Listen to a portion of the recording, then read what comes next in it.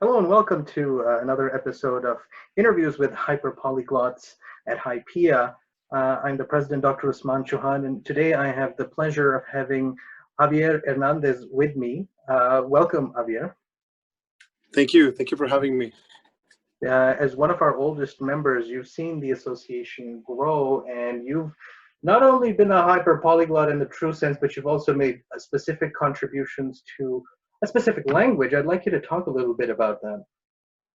Sure. Well, I'm from Puerto Rico, and then Puerto Rico is in the Caribbean, and one of the largest indigenous languages of the Caribbean was Taino.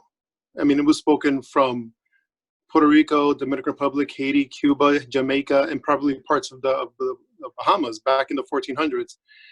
And through history and genocidal policies, you can say, the language was pretty decimated, although a lot of words were preserved. And that was it for centuries. That was the issue. And for many people, that was fine. There was no interest in reviving it. And then a few years ago, I decided to give it a shot. And I decided to research what would it entail to revive or at least reconstruct, the Taino language in a modern sense. And so I did. I researched and I studied the best successful example of a language that has been reconstructed and revived has been Hebrew. So I studied how they did that. And Eliezer Ben Jehuda is an amazing how he reconstructed that by grammar, the words, the lexical constructions. And then I studied all the Arawak words, the Taino Arawak words that still exist today. And we don't know how their grammar was. But what I did is I went and looked at their parent language, which was Arawak, which still exists. So I studied their grammatical structures as a way to substitute for structures that we have no idea how they sound like today. So yeah, it took me almost 9 years to reconstruct this. It was a project. It was just me by myself. I tried to get others involved, but there was no interest. Or there were some Taino organizations out there that said that they were. I'm sorry, I have something here. That working on language, but I don't know. They never replied back or no interest or something. So I just did it myself. I mean, sometimes, if you sit around waiting for something to happen, it's never going to happen. Yeah. So I just, I'm not going to keep asking for permission or seeking committee approvals. I'm just going to do it. And then when it's done, it's done. So it took me 9 years to do. And I published it about 2 years ago. It's doing pretty well. There are people, it caused a stir in the community. Because in the indigenous community, in the Taino, people that are very into Taino culture, because it allowed one to finally speak in a modern version of what Taino could have been. There are words that I had to create. Yes. That Tainos, like they never had a word for plane, an airplane. That was too in the past. So I had to recreate some more modern words as combinations, and some words I just took as loan words from Spanish, like flag, bandera. I just used bandera also, because it was really difficult to try to create a word in that would be very Taino, kind of like a cloth that represents a nation. Like that was too much. It would have been a whole sentence just for one word. So for words like that, I just used the loan words. No, but I mean, it's been amazing. The feedback has been very positive. And I made it on purpose. I made it very easy to learn. Like the grammar is very easy. Like if you actually sit down and study it, in a few months, you could literally be conversant. Like I made it so that you can start from zero and then start talking about your grandma, your food, your favorite places to go, things like that. How much of Taino and Arawak was actually available to you when you started this project? Because you say that there was material lying around, but how many words was that roughly? There was a list of around 500 words. Not particularly large.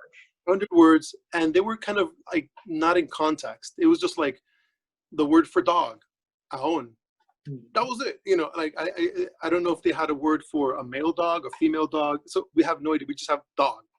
So I had to take those list of words and use them, of course, but then use those words as the root words to create compound words, new words. Can you give an example if you did that with dog, like, I don't know, barking or something? How would you use dog or some word to then do a compound word with it? Let me see. So, okay, a dog, okay, so it would be aon. A female dog would be aunche, and a male aunkio. So I took the suffix endings kio and che and used them as ways that you can manipulate and create new words. I've had this experience of creating words collaboratively when I was administrator for the Urdu Wikipedia. And so there were neologisms that had to happen because, for example, there was not a word in Urdu that had come from the 1850s, let's say, for a computer. But the root of computer is that which computes, like a calculation. But the one that was used to consensus for Urdu Wikipedia was Shumaranda. Shumar is the word for aggregating. And if you think about it, that's really what computers actually do. They were meant originally to calculate large sums and digits, but what they really end up doing, if you think about it hard, is they aggregate data for a user. So Shumar became Shumaranda. And so you can take a lot of liberty with these things to make them actually more practical for modern life. Is that your experience with neologisms that you had to apply into Taino Arawa? Yeah, no, I mean, again, yeah, there have been some words and that are would have been totally foreign to a Taino. And so again, modern technology is one where, but usually for those, if possible, I try to create something with a Taino word, but if it's too complicated, like the word would be, 20 characters long, that's too much. Then I would use a loan word from Spanish, and then maybe make the phonetics more like Taino. I wouldn't use the exact Spanish word. I would make it as if it's a loan word from Spanish, but it's been Tainoized, pretty much. What are some examples for technology? Bandera, Bandera. The names of countries. So obviously the Tainos, they never knew about China, So what the way for China would be China Arat. So it's like the name of the country, and then Arat means nation of. So you just kind of say the name of the country and then Arat after as a suffix ending, and it would be. So that was a way of being able to use Taino to talk about the world, not just the islands around you. Yes, fascinating. So how would I say I am Chinese, or I'm from the nation of China, technically? How would you say? Ooh, okay. I am is dak toka. Like dak is me, toka is am, or como like in Spanish would be ser or estar, would be those two words as in one, toka. Dak toka, China ara. Okay, like so I am a Chinese person. So dak toka Pakistan ara, right? That kind of thing. Exactly, yeah. Dak toka, China ara. Yeah. So I'm see you're already speaking Taino with a great accent. So I'm perfect. I made it so that it's easy to learn because I didn't want people to try to learn it, and then it's so complicated that you need a PhD to be able to decipher it. I wanted to make it very easy to grasp. Absolutely, but when you went into constructing the grammar, you must have exercised some judgment on how many tenses they must have had. So how many pasts and how many futures and presents did you end up having in time? Right now, I just have the present tense, the progressive, like ing, and then simple past and simple future. That's what I have right now. But this is a work in progress. So I'm actually working on the next book. The first book is just like a primer, like the first something that came out, the first work. This is a work in progress. So I'm still working on it, developing different new words, making the grammar like even more streamlined. Prepositions, I'm adding more prepositions to it. So, I mean, so again, it's a living work. It's not like I'm done. it's for everyone to use now. It's finished. No, it's ongoing. Yeah. Absolutely, and that's the wonderful part of languages overall, because they're works in progress and they evolve over time organically through interaction with Mhm. other cultures. So we should never think of them as static. Of course, languages, when they are put into writing, they do adopt a certain level of stasis, but they're still Mhm. changing with texting, with the They digital change. realm. Exactly. Exactly. And I feel like in the future, even in a few years from now or decades from now, I really hope other people will develop it even better and use it and start speaking in it. And when you looked at like Arawak and other languages, do they have things like a mood, like a subjunctive, which Spanish has? Like quiero que seas así or something like that? Yeah, there is, and that's what I'm actually in the process of researching now, of how to, because I look at Arawak, and then I look at other languages similar to Arawak that are still spoken, like a Wayu in the Guajira Peninsula of Colombia and Venezuela. The Mhm. Wayu community, they're related to Taino and Arawak. So I use some of their so I try to see what they use, what Arawak uses, and then I try to see like what's the happy medium, but yet that it's easy to learn. Again, I don't want to make it so difficult that it's too. But Wow. yeah. So I try to keep it authentic. I try at the least possible of just me making stuff up, because I don't want to do that. I want to actually use, if I don't get it from Taino, it's from either Wayu or Arawak, and they're all Arawak languages. So it's when I have people ask me, you know, who don't understand the concept of the reconstruction, I give the example of, and then people usually understand in Puerto Rico. Like, imagine if Spanish just was destroyed, right? No one spoke Spanish, and then 500 years later, someone picks up a list of 500 Spanish words, but we don't know the grammar. So I would go to French, Italian, and Portuguese and borrow some of that grammar to reconstruct Spanish. And then people would start speaking it again. It won't be the exact Spanish that people spoke before. It'll be totally different, but it would be understandable. And that's my goal. Like, there's no way to reconstruct the classical Taino of the 1500s unless I go back in time in a time machine and record someone. It's impossible. Well, if you could go in a time machine, you probably would have stopped Christopher Columbus, and you would have done a lot more. Oh yeah. I think I would have tried to like hand signal the Taino chieftains. No, him. Get rid of this guy. No. Absolutely. So Wayu, in terms of its complexity of grammar, if you were to compare it with something like Spanish, would you say that it's harder or simpler? The reason I'm asking is because communities that tend to be remote often complexify with time because they don't need to simplify it in the interaction with others. This is what you find with languages that are very isolated in the Caucasian region, for example. They just go way up with cases and Yeah. genders. Exactly. Yeah. I feel that the Wayu grammar is, again, it depends who you are. If you're Wayu, then it's easy, but when as a non-Wayu, as I began to study and look at it and see what I can take from it and borrow, it is a lot different, and you could say more complex in Spanish, Mhm. because I mean they have more tenses, different moods. The words are all together, like they agglutinate, almost like they just one word. It's almost like half a sentence of meaning. Yeah. And do you have experience as a hyperpolyglot with other languages that agglutinate? Is in your repertoire as a hyperpolyglot? No. I wish. I mean, I think if I would have had another, like a Native American, like I think Navajo and I think Cherokee, they agglutinate, and I know Turkish they do that also. Mhm. But so I know of the concept, but I've not integrated that as part of my hyperpolyglotism.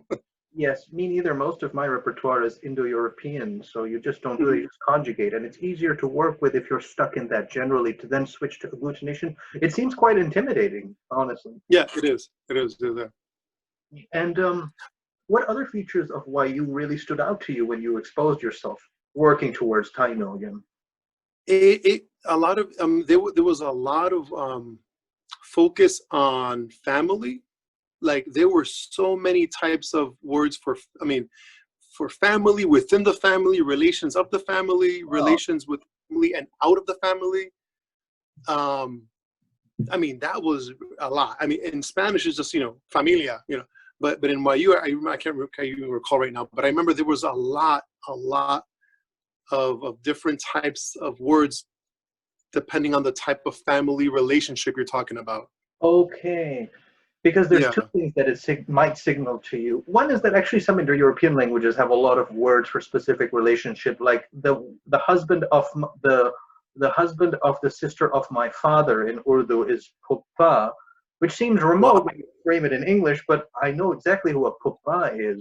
That sort of thing. So that's okay. But the other thing is it may signal a strong in-group versus out-group view of the world. Maybe that's how it was as well. Us and those out there. Who knows? Exactly. Yeah. No, and I think the YU language has evolved.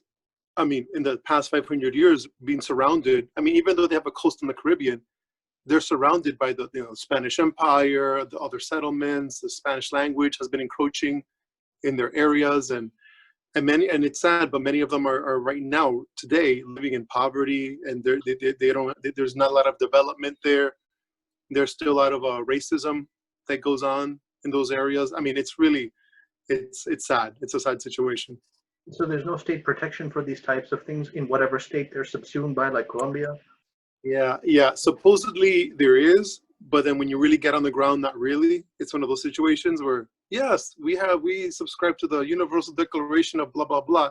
But then when you're actually there, yeah, no, it's really sad. I mean, I hope to one day be able to go and help as much as I can, and with YU community leaders, but at least if I'm able to help them, if YU is doing a big role in helping Taino stay alive, and that's something that we're working on. And another aspect is not just a spoken, but the Taino language now has a script. Okay. So we have I work a lot with the Nahuaque indigenous community, Taino community in Puerto Rico, and they've developed their own Taino script. Oh, wow. And it's based off Taino pictographs, like that were found in stones and like this, but that each one is assigned a letter to the alphabet. Okay. So it's not like an abjad or some other type of language like Arabic or Urdu. It's like an alphabet, A, B, like this, but it's written in as if each letter was a different symbol. Oh, I see. So, like that, yeah. So, yeah, and right now there are school communities in Puerto Rico actually learning this.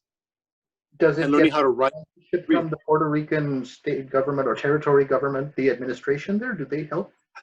No, it's just community based. It's not at the Puerto Rico government level. It's a community organization, Nahuaque, that they have specific school systems, and they're teaching this to the kids as a Taino educational revival, cultural education. So you took out 9 years of your life for such an ambitious and meaningful project. What is your profession, and how much time were you able to divert from that for this? You see, I used to work in the diplomatic community, and I did a lot of travel, a lot. So a lot of the work was done on airplanes and hotel rooms. Mm-hmm. When I had nothing else to do, I was just on my downtime. That's when I would dedicate a lot of time for this. And then in 2017, I resigned from the world of diplomacy, and to focus on my family, my wife, and the kids. And we moved to Puerto Rico, and I have land there. So we were gonna start a farm, like a cacao farm, and we were all excited about that. And then the hurricanes came, Hurricane Maria, and kind of changed that plan because it was a disaster there, and we couldn't, no internet, no water, electricity was horrible. I mean, it's better now, but back in 2017, it was a disaster. So my family, we moved to New Jersey, that's where I am right now. And we recovered. I'm working again. as a consultant. I do cultural projects. I have a small business that I run online, like a flag store. So that's great. The goal is to return back to Puerto Rico. So one day I would like, we're currently working on hopefully making a little house on the land that I return to, and yeah. And fascinating. So I really hope that works out and you can connect with the community on the ground, and then hopefully voyage to Venezuela and Colombia for the YU and the other communities. I would love to. I mean, the indigenous rights, cultural communities, I love working with that whole subject and all those people. And I just feel it's very necessary. And that's one of the things where, as a hyperpolyglot, I feel that I have this skill, this ability for languages, and I just don't want to be like a collector, like a souvenir collector of languages. I want to just, I mean, that's great too, but I want to also give back and help in a different way. And I thought, wow, instead of just collecting languages, maybe I could help resurrect one, which that doesn't happen every day, you know. I mean, and again, the response has been very positive. People are very surprised by it. They don't even believe that's even possible. And then when I start speaking in Taino, people are just like, "Oh my God, that's incredible!" Oh wow, yeah, it's like, oh my. So yeah, I mean, and for me, it's special because it's a way for like national cultural reclamation. It's, you know, we're doing it. We're not asking anyone permission to do it. We're not asking the state authorities, no government. It's the people doing it, and that's it. We're not asking permission. We're doing it. Yeah. I think that's very important in the sense that it liberates you from state ideological tendencies. Whenever languages are attempted by a state as part of resurrection, there are obviously more resources, but there's a certain bent.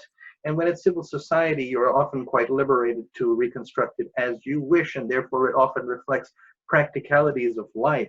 My question was, how much of is there any element of Puerto Rico Spanish that reflects Taino vocabulary? Not just the word sitting around, but actually part of speech. Oh, yes. Oh my God. A lot of Taino language became part of Puerto Rican Spanish. And there are some things that, for example, I speak Spanish, but like if I go to Argentina or Spain, I can talk with anyone. But there are specific words that only a Puerto Rican would know. Like what? that we use. Let me see. Actually, before I get to those, there are words that became Taino words that went to Spanish and then became world international words. Ooh. Like huracán became hurricane. Ah, okay. That's from Taino. Barbacoa became barbecue. Oh, wow. Hammock, hamaca, became hammock. Right. So in Spanish actually kept it exactly as hamaca, just called it, maybe they changed the spelling. But so Taino is actually part of the world international vocabulary in English and other languages, like even in French, huracán. So it became, I mean, it got, you know, Frankified a little bit. But right, yeah. Huracán, les huracán. Yeah, so there's that. And then Taino words that let me see. There are a lot of Taino and African words in Spanish. Actually, one of my favorite ones in Puerto Rican Spanish is if you want to say something is very, like, you know, far away is está lejos. Oh. Some kind of like, but the mental distance is like, it's maybe a few miles away, like this. But if you say Jurotungo Viejo, you can't even translate that. There's no translation to that. Jurotungo means way, way far away. Uh-huh. Like I would say if the difference between lejos or muy lejos and Jurotungo Viejo would be like 50 kilometers or more, like something very far. Yeah. So there's that. I mean, and those are words that, like, if I say that to a Cuban or a Mexican, they have no idea what I'm talking about. Mm-hmm. Mm-hmm. But then again, there are words that they say that I have no idea what they're talking about. Yeah. But those are specific cultural words of that locality, that cultural, maybe from Nahuatl, you know, everyone picks up some of the indigenous language where they're from, and it becomes part of their Spanish. And so, for example, the word for plane that you use to reconstruct Taino is the word from Spanish? No, no, no, no. That one I kind of, it's called kasunasu. It means metal bird. Oh, wow, the logical So, depiction. because I was thinking, if I were a native Taino and I saw a plane just without even knowing what it is, but I saw some kind of aircraft, oh, it's like a bird, but it's made of metal. So I try to make it something like that. And also it's kasu nasu, 4 syllables, easy to remember, without having with this whole complex explanation, just metal bird. But Mm-hmm. obviously, but then in this context, metal bird means airplane, aircraft. Mm-hmm. And for And the then and then and go then ahead. I even took it farther, where a spacecraft. I mean, how would an indigenous language describe a spacecraft? Would be ture kasunasu, which means the sky, the sky plane, Oh, like wow. like outer space plane. Yeah. And the words that survive, those 500, they involve a lot of the natural world, like the sun, the mountains, rivers, that sort of thing. Yeah, exactly. A lot of natural, a lot of food, people, animals. Um, yeah, the relationships. So a lot of, actually, I was even amazed that a lot of verbs were kept. For example. Some, not a lot, but enough that I can begin a good reconstruction. And then verbs that I could not find at all. Then I would use wayu or arawak to Mm-hmm. to supplement. What is a verb that survived from so far back? Toca, actually I am. Te Datuka, toca. Pakistanarat, yeah. Exactly. Yeah. That was the main one. That because from that one I can then use toca for so many other aspects of language. Yeah. So I was happy with that one. Right, right. And give an example of a verb that you would have borrowed from YU. Oh, a good one. Achihira.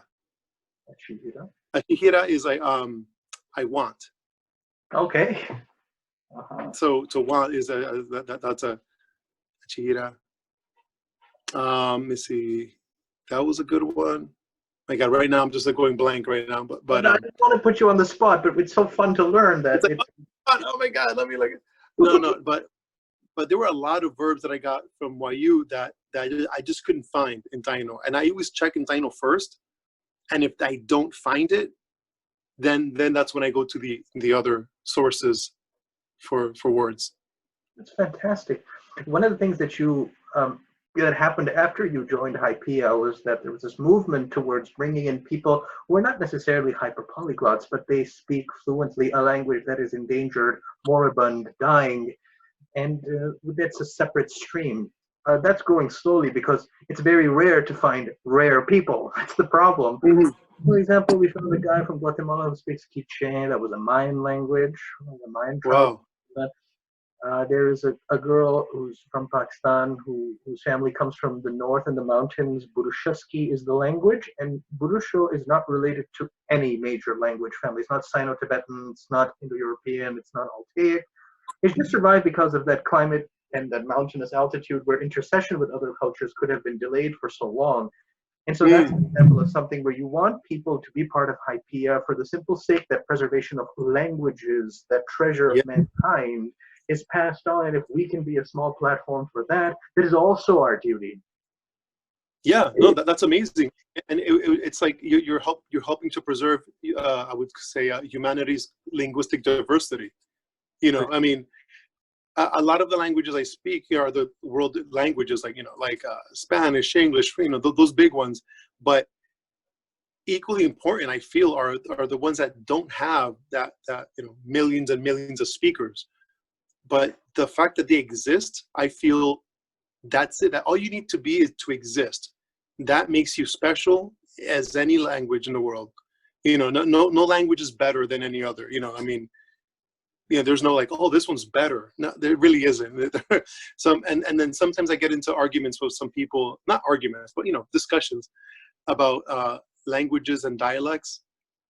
And I like to remind people that, oh, like this language is better, and those people should learn the language, not speak their dialect. Like I hear that frequently. And I like to remind people that languages are, I like to say, languages are dialects with armies and communication networks. Yes. That's, I mean, Spanish itself, it was the Castellano dialect of the peninsula that got enough armies, got enough weapons, they won some battles, created Spain, and they imposed their dialect, Castellano, as Spanish. But imagine what if it would have been Catalan? The Catalans would have imposed their Catalan on the whole peninsula. Then you see, so those are situations where all languages are dialects. That's Really. precisely right. Legitimacy is something that is constructed in communion between humans, preferring one over the other. It's very controversial, and the language dialect is something that HYPIA has been very sensitive to. So if someone says, I speak Cantonese, we're not going to be like, oh, that's just another kind of Chinese. No way. It has its own heritage. Oh, for just as an example that would be offensive, we simply wouldn't do that because there is something legitimate of them in their own eyes.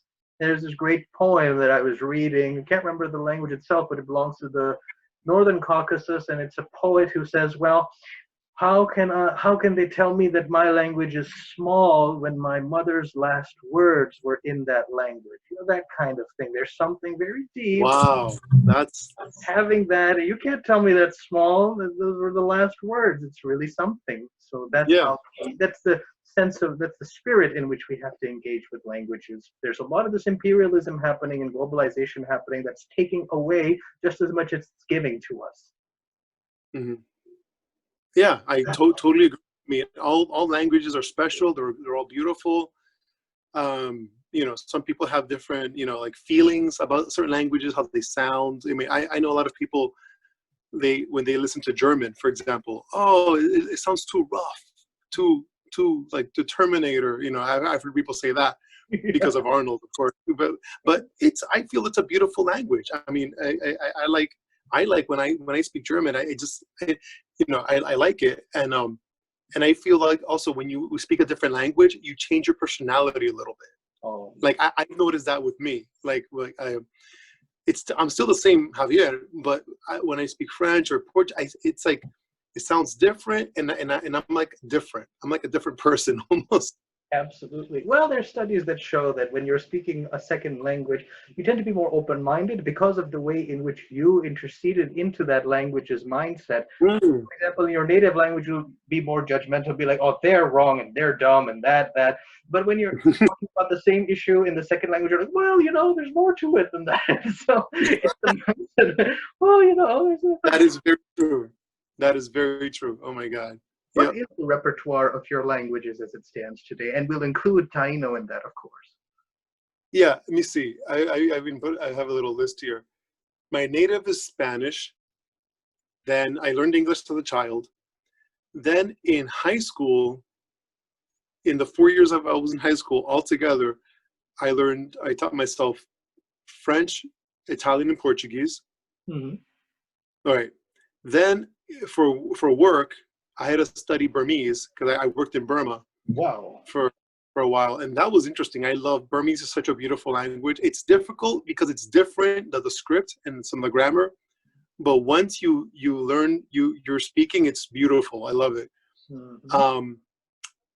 Oh, and before I continue, one of the most I forgot how to say the term, but one of the if someone who speaks Burmese is watching this one day, they'll know what I'm talking about. There's a phrase where if you want to say something is so amazing in Burmese, like something, you just saw something incredible, it's amazing, that there's a phrase that literally says that is so amazing that my mind is coming out of my head and is going to eat it. I mean, that is so amazing, my mind is going to eat it. I mean, it is like the visual imagery of that is amazing. Well, and I'm the other language. It's so on. That can only work in Burmese. The way they say it, it sounds great. It's funny, haha. But if you try to do that in Spanish, people would look at you like, are you crazy? Like, what the? Quiero comerla con mi cabeza. Exactly. You could say it, and people would understand you. Oh, but it would be like weird. People would be like, okay, very interesting. Okay. Okay, so then the other languages that I learned. Okay, then I can read interlingua, and I can teach myself. I've taught myself interlingua. I loved it. I decided I wanted to learn an auxiliary language, and it was between interlingua or Esperanto, and I just chose interlingua. I saw the pros and cons of each, and I just went for interlingua. What are the pros and cons? That's so interesting. Oh, because literally interlingua is more understandable, comprehensible to the speakers of all Latin languages. If you speak Esperanto, it's less so, and really it's only intended for another Esperanto speaker. Yes. Like that. With interlingua, like let's say I just speak Spanish, English, right? No French. But if I go to, let's say, Francophone Africa, and I'm speaking with some workers or something, if I speak in interlingua, they could understand what I'm saying. So any speaker of a Latin language can literally get the gist and understand what you're saying. So that's the point of it. So that's why I learned it, and it's beautiful. It almost sounds like a modern Latin, as if the Roman Empire would have continued on and survived, it would have sounded like interlingua, I feel. And then I studied German in college and Mandarin Chinese, which I loved. I love Chinese again. And I remember in your profile you said that you used to speak more. I'm in the same situation. I used to be able to have a lot of conversation in Chinese, and now I can just like maybe order food.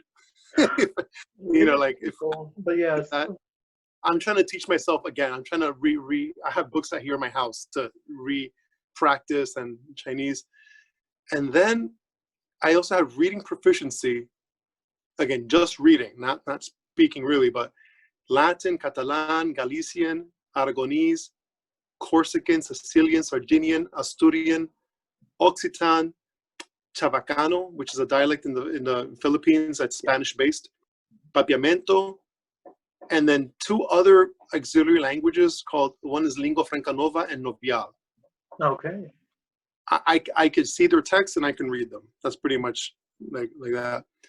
But I'm trying to learn more. I mean, I would love to learn, if I have time again in my life. I'm married with children.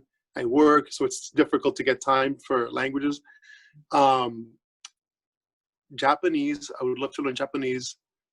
Arabic would be an amazing addition. I would love to do. Actually, I would love to learn Urdu. I had in college. I had roommates from Pakistan, and let me see. One of the phrases they taught me. Are you gonna swear in this show? Yeah, I'm gonna show off my Urdu right now. Let's see. All right. Okay. Kya hal hai metiku? That's excellent. I want to give a shout out to Naman Rahman. Love you, man. Still remember you, man. That's fantastic. Well, that's a very good start. There's just too many languages and there's hardly enough time, isn't it? Exactly. It's almost like that a Twilight Zone episode show where the man was stuck for like his society's destroyed and he's stuck in front of a library to read all the books he ever wanted. I mean, ideally, I would love just to sit around and learn languages. That would be my dream job. Hey, hallelujah. Hey, you're preaching to the choir here. One thing that's interesting about the world being destroyed, you reminded me, is that coronavirus is actually, we've seen a jump in applications to HYPIA. I think that it's because people had more time to polish up what they knew, or browse around and see what else they can do with their lives in terms of activities and stuff. That's where HYPIA has started to appear in the search engine. So people, I've seen it's like a graph like that and then like that. Wow, it's incredible. And so we hit 107 full members, including the rare language folks, a few weeks ago. And before, I mean, at the beginning of the year, it was probably like 80. You see what I mean? So like that. Yeah, increased a lot. Yeah. No, and I feel that there are people. I mean, it's a small minority of people who would be hyperpolyglots, but I feel that there are probably more out there. Maybe they don't know about HYPIA yet, but really, it's not a lot of people. I mean, just even bilinguals, there are a lot more bilinguals. But then when you get multilingual, okay, maybe 3-4 languages. That's already amazing. Mm-hmm. But when you get to the hyperpolyglot level, they're not a lot of folks. Mm-hmm. So I mean, so it's a small community already, but it's an amazing community. My deputy, Matthias, who's director of recruitment, made an estimate that there's probably 1 million, and it's not a big number if you think about the 7 billion that are on this earth. There's probably 1 million out there. What dissuades them, I believe, is a mentality. It's the mentality that actually led to the formation of HYPIA. It's the mentality that you see on YouTube, the individual in hypercapitalism marketing themselves. So here I am, I'm a big shot, look at me, bust out 15 languages in 15 seconds, bam, bam, bam, that kind of thing. The reason there's a gap that HYPIA fills so successfully is that it's not about me. So you are as legitimate a member of HYPIA as I am, and if I, God forbid, got hit by something like Corona or God forbid something else, it wouldn't matter because the community would continue. So having a community that speaks to the values that you, for example, exemplify in protecting Taino, but also in speaking these languages, those values persevere through the organization. And that's why it's actually a big departure to even do YouTube videos like this. That's just for fun because Corona, everybody's locked in. Why don't we talk about ourselves? Exactly. Yeah. Views that go behind this are very different from what you see in the polyglot gathering, where there's a lot of one-upmanship. So I'll try to prove to you that I'm better at Taino than you. That kind of like a fool's errand where I shouldn't even dare, but they'll try it and then they'll get caught. And then the other is showmanship. So I need likes, and many people are actually starting to make a living from their videos on YouTube. So they really want this to be monetized. So they would expect HYPIA to pay them to join, but HYPIA is entirely non-profit, and there's no fees to join for a reason, because it would bias and make us partial towards the candidate. And we always evaluate on the merits, as you know. So we stand out for that. So yeah, we're not the popular kids in the class, but we're the ones that will actually make it to college. Exactly, and that's what counts for me. I mean, it's a small community, but it's an amazing group of people, and again, being a hyperpolyglot, I feel it's almost like, I mean, it's nice, it's like, hey, to speak these languages, and I could go many countries in the world and speak to people, but I feel like the goal, at least for me, is to help people communicate. Like, I mean, I can communicate, but I love when I help other people communicate. And as a hyperpolyglot, you're like that cultural linguistic connector. Like, I can connect all these people together through one person. That's a brilliant way to put it. I wanted to ask more about your Burmese experience as well, because it's a tonal language. It's complicated. There are 150 ethnic groups there, from what my Burmese friends told me. So what was it like, and what's the deal? What's the deal with that? I was there working in the diplomatic world when I did that. But no, beautiful people. I loved it. I mean, some of the food I loved, and some I wasn't quite big up on the food. Now, again, let me preface with, I'm already picky in my own native Puerto Rican dishes. There are some that I won't even touch. So I'm already a picky individual, but they had amazing salads. But I apologize for if any Burmese are watching this, but I could not handle mohinga, the fish soup. But that's like their national dish. So everyone's talking about mohinga, and I tried it, and it didn't work for me. I don't know, but the language is beautiful. People really appreciate it, because obviously I'm not Burmese, but even that you try to speak basic Burmese, and I could be like conversational. I wasn't just only like minglaba and that's it. I can actually, or I couldn't give a speech in economics. That's too much for me. But I can like talk about myself, my family, ask them about their family, where do they work, what's their favorite food, just have a regular conversation. And people loved it, and they were very excited just for even trying, and very forgiving. I mean, I know I'm sure I did mistakes in tones. No one ever pointed them out. No one's like, great, but the last A in that word, you didn't say it quite well. No one would ever say that. No one said. Yeah, that's fantastic. Javier, you've been one of our oldest members. You exemplify the HYPIA spirit in two ways. One is the preservation of languages, which is exemplified through your preservation of Taino. The other is that you actually do speak so many languages and you've made them an application, the praxis of languages in your real life. So I'm really grateful for you sparing your time. It was a real pleasure to connect face to face for the first time, in fact. Yeah, thank you. No, it's been great. No, and hopefully we do this again. You know, like a talk. Just one day, just if you're one day you're bored, just let me know. We'll connect again. Yes, with Keep pleasure. talking for different projects and stuff. And I'm working on a project right now. It's actually really interesting.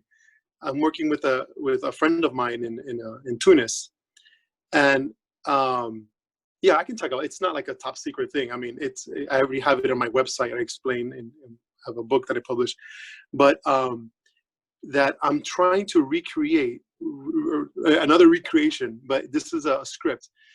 It's called Alhamiado, and it's the Arabic script used for Spanish. Oh, wow. Back in the 500 years ago, when the Spanish Moriscos would use it, it was the same linguistic Spanish, speaking Spanish, but written in Arabic script. Mm-hmm. So that was lost. I managed to find enough resources to reconstruct it. So that's what I'm doing now. And my friend from Tunis is going to help me with some of the Arabic writing, connecting the vowels type of situation. Mm-hmm. And so that's the main thing right now that I'm working on. Is making it easy to learn, of course, but then also making it so that, because in Spanish has a lot of vowels, connecting vowels, I, A, E, they're all so it's how to make it so when you're writing in Arabic, you can, it's all together, but in a package that a Spanish speaker learning this can actually read it. Right, that's fascinating. So, good luck on this project and on the growth of Taino in the community. I think it's very important for Puerto Ricans as well as for the YU people and the Arawak people. So, yeah, exactly. Yeah, so we already have the script, the font. Oh, I managed to get the font, the script into a font. So so now you can write it in Word as a Word document. So just like only with pencil, in some village somewhere.